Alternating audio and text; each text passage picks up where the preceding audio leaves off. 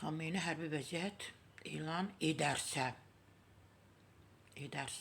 nələr baş verəcək? İran lideri Əli Xameyni hələlik ölkədə rəsmi olaraq müharibə vəziyyəti elan etməyib. Axar.az xəbər verir ki, bunu İran məhkəmə sisteminin sözçüsü Cahangir Əskəri deyib.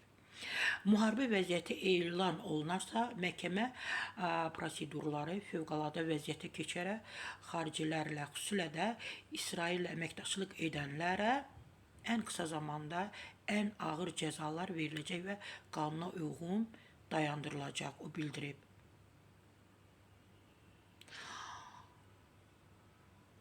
Görün, müharibə vəziyyəti elan olunarsa, məhkəmə prosedurları fövqəladə vəziyyətə keçərsə, xaricilərlə, xüsusilə də İsraillə əməkdaşlıq edənlərə ən qısa zamanda ən ağır cəzalar veriləcək. Yəni, bu qanuna uyğun davam etdiriləcək.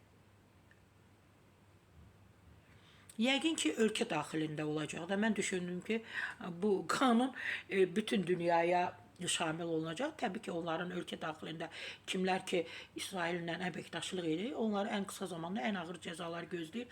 Amma niyə? Bundan əvvəl ediblər də. Müharibə gedərkən onlar onlarla, İsraillə əlaqə saxlamayıb, əməkdaşlıq etməyib. Yəni, bundan əvvəl olmuş o işgüzar əlaqələr var. O insanlar niyə günahkardır ki? Çox maraqlıdır ki, həmin məhz İsraillə əməkdaşlıq etmiş insanları, şirkətləri ən ağır cəzalar gözləyir.